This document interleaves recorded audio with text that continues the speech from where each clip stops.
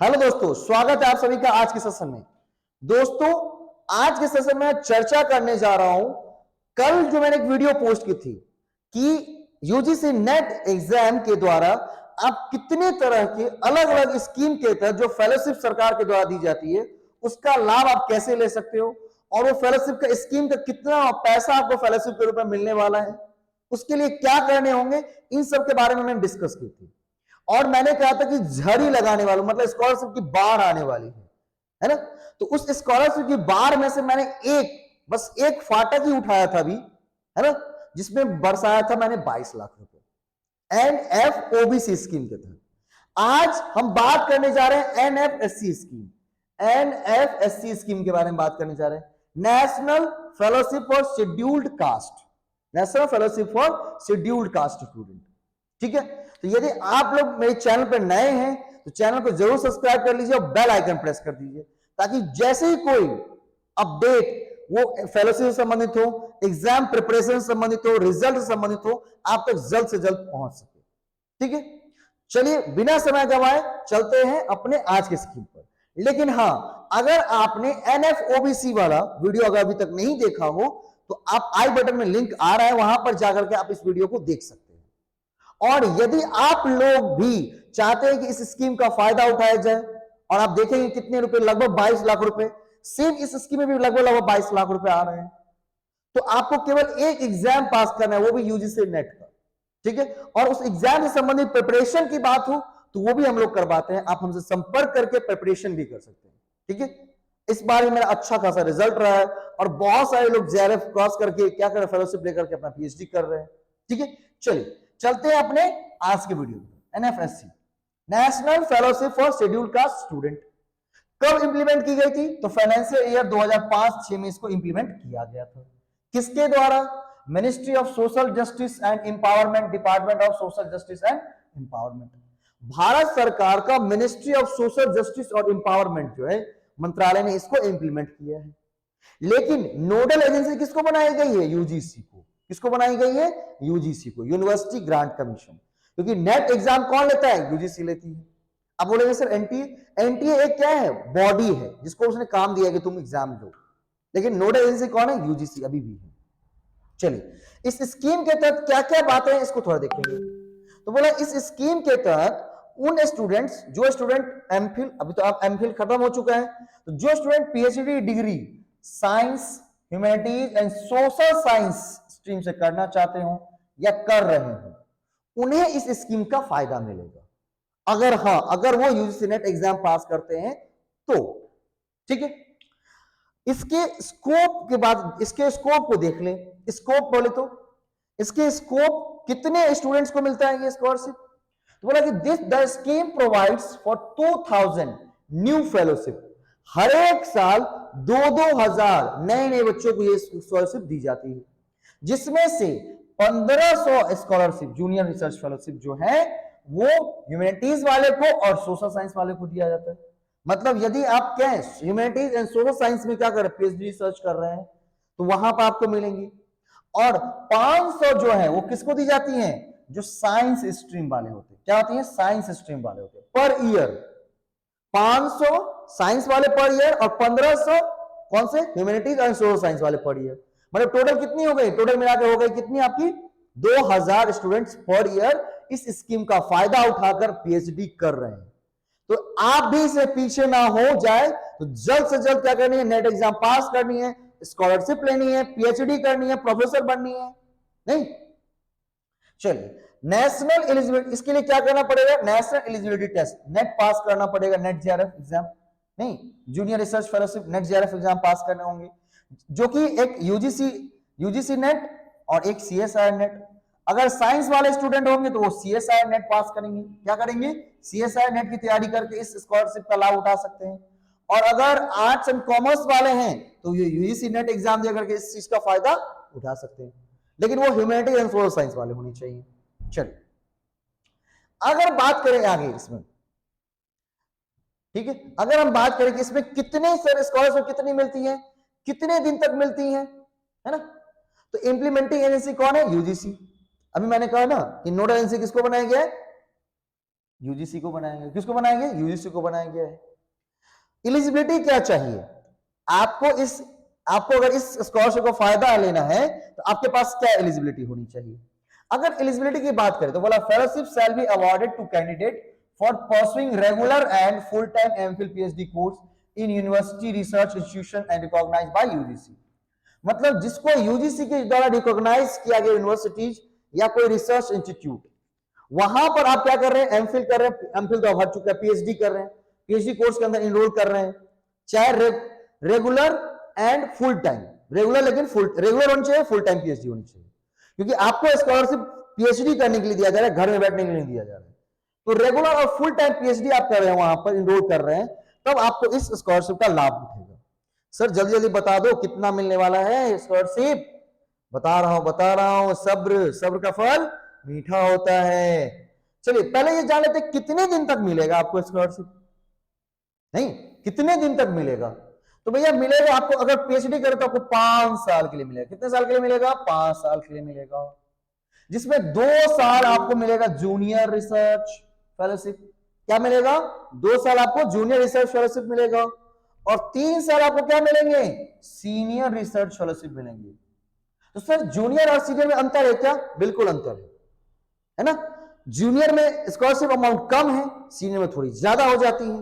कितनी हो जाती है? अब पर्दा उठने वाला है वहां से।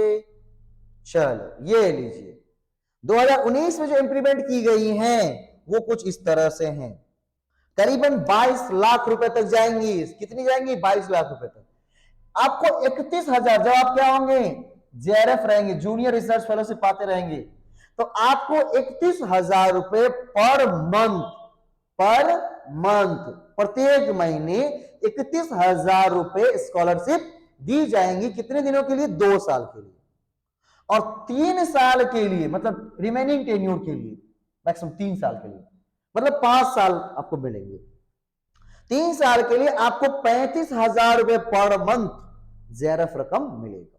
ठीक है सर, इसके साथ कुछ और भी मिलेगा क्या? बिल्कुल मिलेगा। आपको कंटीजेंसी मिलेगी, नहीं 2 साल के लिए हर एक साल 10,000 रुपए क्या मिलेंगे आपको? कंटीजेंसी मिलेंगी 2 साल तक। और जब आप क्या बन जाओगे? एसआरएफ बन जाओगे, तो वो कंटीजेंसी कितनी हो जाती है? 20,500 की हो जाती है कंटीजेंसी। आपको कॉपी किताब कलम खरीदने के लिए भी पैसा दिया जाता है। सोचिए, कॉपी किताब कलम खरीदने के लिए पैसा मिल रहा है। इसके बाद अगर मान लीजिए कोई स्कॉट, मतलब कोई फिजिकल, मतलब कोई विकलांग दिव्यांग कैटेगरी कोई कैंडिडेट है और वो खुद से काम नहीं कर पा रहे हैं, तो उनको जो इनका जो स्कॉट रहेगा, इनका स्कॉट मतलब उनके जो सहयोगी रहेंगे, उनको भी 2,000 रुपए पर मंथ दिया जाएगा, चाहे वो जेआरएफ हो चाहे वो एसआरएफ हो, 2,000 रुपए पर मंथ। और साथ ही साथ एक बात अभी कही ही नहीं मैंने, आपको एचआरए भी मिलेगा। कितना मिलेगा? एचआरए ही मिलेगा। एचआरए का रेट जो होगा डिफरेंट होगा, 8%, 16% या 24%। ये क्या होता है? सिटी वाइज डिपेंड करता है। जैसे हम अगर दरभंगा की एग्जांपल ले तो कितना? 8%। जैसे राजधानी पटना सब का ले तो 16%, और जैसे दिल्ली मेट्रो सिटी का ले तो वहां पर क्या आ जाएंगी? 24%। मतलब आप जहां रह करके रिसर्च कर रहे हो उस शहर के हिसाब से आपको क्या मिलेगा? एचआरए मिलेगा। क्या मिलेगा आपको? एचआरए वहां का मिलेगा। ठीक है, क्या मिलेगा वहां का? एचआरए आपको मिलेगा। अब सर ये टोटल अमाउंट में जोड़ के दिखा दूं, क्योंकि थंबनेल में लगा हुआ था 22 लाख प्लस। आप सोचेंगे 22 लाख प्लस देता होगा क्या? बिल्कुल देता है, 22 लाख प्लस ही देता है। अब अगर 31,000 रुपए पर मंथ मिल रहे हैं आपको, क्या मिल रहे हैं? 31,000 रुपए पर मंथ मिल रहे हैं आपको, गुणा कर दीजिए, है ना? अब गुणा करेंगे कितना हो जाएगा? यहां पर जो 3 0, 12 कम 12, 2 1, 12 कम 12, 2 1, 12 36 और 1 37, 3,72,000 और गुणा 2 कर दीजिए, कितना हो जाएगा? 0, 2 दूना 4,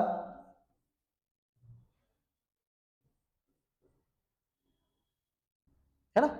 कितनी हो गई? ठीक है ना? 12 कम 12, 2 1, 12 36 और 1 37, ठीक, 2 31,000 रुपए। और जब 35,000 रुपए मिलेगा तब क्या हो जाएगा? सर 35,000 गुणा 12 और गुणा 2 गुणा 3, कितने साल तक? 3 साल तक। कितने हो जाएंगे? अब यहां पर देखेंगे कितने हो जाएंगे? 103, 12×5 = 60, 12×5 = 60, 06, 12×36 और 6 42, 4,20,000 और गुणा 3 कितना हो जाता है सर? कितना हो जाता है? 12,60,000। 12,60,000 रुपए कितने हो जाते हैं? 12,60,000 रुपए हो जाते हैं। यहां पर 7,44,000 और वहां 12,60,000। ये तो सिर्फ हो गई जेआरएफ रकम। अब यहां पर क्या है? इसमें कंटीजेंसी मिल रही है 2 साल तक, 20,000 रुपए यहां पर। और यहां पर कितनी मिल रही है? 20,500 3 साल के लिए। तो कितनी हो जाएंगी? 20,500 3 साल के लिए, 15 1 61,500। अगर एचआरए की बात कर ले, एचआरए मैं मिनिमम रेट काउंट करता है, एचआरए 8%। कितना परसेंट? 8%। तो कितना मिलेगा? 35,000 है ना, 31,000, उसका 8%। जो भी आपका जेआरएफ अमाउंट है उसका 8%, बेसिक का 8%। तो कितना हो जाएगा यहां पर? 0 8 3 24, लगभग 2,500 रुपए। लगभग कितने? 2,500 रुपए। तो 2,500 गुणा 12 गुणा 2 कितना हो जाएगा यहां पर? 0 0, 12×5 = 6, 12×4 = 30। कितने हो जाएंगे? 30,000 और गुणे 2 कितना हो जाएगा? 60,000 रुपए। कितना हो जाएगा? 60,000 रुपए हो जाएगा। यहां पर कितना मिलेगा? 35,000 है, 35,000 का 8%। मैं मिनिमम काउंट कर रहा हूं। ये 16% भी होंगे, 24% भी होंगे। मैं मिनिमम काउंट कर रहा हूं। यहां पर 0 2800, 2800 गुणा 12 गुणा 3, क्योंकि अचारी पर मंथ आपको मिलेगा। 28 से गुणा 12 कितना हो जाएगा? 0 0, 2 0 हो गए, 12×6 = 6, 9 हाथ में 9 कितना हो जाएगा? 9, 12×6 = 6, 9, 12×24 और 9 33, 33,600 और गुणा 3 कर दीजिए। कितना हो जाएगा? 0 0, 36 18, 1 3 3 9 1 10, 1 3 3 9 1 1,00,000, 1,00,008, 1,00,000 लगभग। और यहां पर कितनी हो गई? 60। तो एचआरए हम काउंट कर ले तो कितनी हो गई? एचआरए अगर मोटा मोटा काउंट कर ले, एचआरए काउंट कर ले तो कितना हो गया? 1 और ये पर 60, मतलब 1,60,000 सिर्फ एचआरए हो गई। कितनी हो गई? 1,60,000 केवल एचआरए हो गई। क्या हो गई? 1,60,000 केवल एचआरए हो गई। ये कितनी अमाउंट हो गई? ये मैं कैलकुलेटर यूज कर लेता हूं फटाफट, नहीं क्योंकि बोर्ड मिट जाएंगे। यहां से हटता हूं तो आपको कैलकुलेटर पर कैलकुलेट करके दिखा। तो कितना हो गया? 7,44,000, 7,44,000 रुपए, ठीक है। प्लस ये कितने हो गए? 60,000 रुपए, प्लस प्लस ये कितने हो गए? 20,000 रुपए।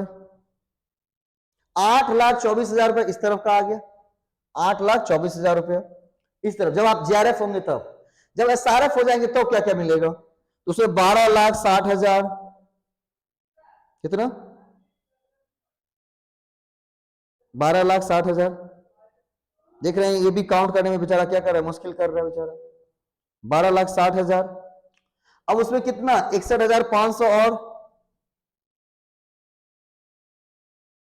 प्लस 1,00,000, लगभग 22,45,000। कितने? 22,45,000। मैंने क्या कहा था? 22 लाख प्लस। नहीं होता आप स्क्रीनशॉट ले लो, आप स्क्रीनशॉट ले लो, आप काउंट करके देखो कितना? 22 लाख रुपए स्कॉलरशिप मिल रहे हैं, 22 लाख से ज्यादा, 22,45,000 केवल क्या मिल रहे हैं? स्कॉलरशिप मिल रहे हैं। तो क्या अब भी अगर आप मान लीजिए पीजी कर रहे हैं, मास्टर्स कर रहे हैं, तो आप नहीं चाहते कि मैं भी क्या करूं, इस स्कीम के तहत क्या करूं, फायदा उठा करके पीएचडी करूं, 22 लाख रुपए कमाऊं सरकार से? नहीं चाहते हैं, आपके पेरेंट्स नहीं चाहते हैं, तो क्यों नहीं तैयारी करते हैं? भाई एक सिंगल एग्जाम के द्वारा आप इतने अमाउंट को होल्ड कर सकते हैं। और जो ये समय चल रहा है वो इकोनॉमिक युग चल रहा है। अगर आपके पास पैसा है, आप पहले पीएचडी ज्वाइन कर लीजिए। पहले आप मान लीजिए नेट एग्जाम दीजिए, स्कॉलरशिप उठाइए, आप पीएचडी ज्वाइन कर लीजिए। उसके बाद जितनी भी तैयारी आप करिए ना बैठ करके, बाबू आप यूपीएससी करिए, बीपीएससी करिए, जो करना है करिए, क्योंकि एक पास आपके पास खुद का पैसा होगा, आप इंडिपेंडेंट फैसले ले पाओगे। और कितने दिन आप क्या करोगे? गवर्नमेंट को पूछते रहोगे, बिहार सरकार कुछ नहीं करती, भारत सरकार कुछ नहीं करती। हम लोग कुछ नहीं करते, ये कहिए। हम लोग एक छोटा सा एग्जाम देकर वो फायदा नहीं उठा पाते हैं। बाकी बाहर अलग अलग राज्यों के स्टूडेंट्स जो बहुत चतुर होते हैं, वो क्या करते हैं, सरकार के पेमेंट से पहले सरकार से स्कॉलरशिप लेकर के पढ़ाई करते हैं, फिर गवर्नमेंट जॉब लेते हैं और फिर गवर्नमेंट जॉब करते हैं। हम लोग क्या करते हैं, हम लोग खेत बेचते हैं, ये करते, कर्ज लेते, फिर तैयारी करते। भाई वहां से क्यों करना, सरकार से स्कॉलरशिप लूंगा, सरकारी तैयारी करूंगा, सरकारी जॉब लूंगा। और प्रोफेसर बनना अपने आप में एक बहुत बड़ी काबिल तारीफ है। अगर आपको प्रोफेसरशिप नहीं ज्वाइन करनी आगे चल के, कोई दिक्कत नहीं, आप पीएचडी में कर लो, पीएचडी में नाम लिखवा लो, ये फायदा लो। इसके बाद आपको जो करना है, जो बीपीएससी करनी, यूपीएससी करनी, बहुत कुछ कर सकते हैं। ठीक है, तो आज इस बात पर जरूर सोचे कि हमें क्या करनी है, जल्द से जल्द, जितनी जल्दी हो गया, क्योंकि जल्दी आएंगे जल्दी पाएंगे। इसका फायदा उठा करके पीएचडी करनी है, 22 लाख रुपए अमाउंट क्या करने हैं, सरकार से लेने हैं। ठीक है, अगर इससे संबंधित और भी जानकारी चाहिए, आप भी प्रिपरेशन करके देना चाहते हो एग्जाम, जून में हो रहे हैं, दिसंबर में हो रहे हैं, और करीबन 6 महीने की तैयारी, उससे ज्यादा नहीं लगेगी, 6 महीने की तैयारी आपको इस एग्जाम को क्वालिफाई करा सकती है। और उसके बाद आप सामने सामने सब कुछ देख रहा है आपका, जो मैंने काउंट किया है ना। ऐसा नहीं कि मैंने पहले से कैलकुलेट करके रखा है, आपके सामने सब कुछ किए कैलकुलेशन। और अगर कोई ओबीसी कैटेगरी से है तो वो पिछले वाले वीडियो जाकर देख ले। और इसी तरह के और भी ढेर सारे स्कॉलरशिप हैं, जिसका मैं रैंडमली सीरीज लेके आ रहा हूं, प्लेलिस्ट में आपको मिल जाएगा, वहां पर आप देख सकते हैं। ठीक है, तो थैंक यू सो मच। जल्द से जल्द क्या करें, प्रयास करें और स्कॉलरशिप को पा करके क्या करें, पीएचडी करें। धन्यवाद।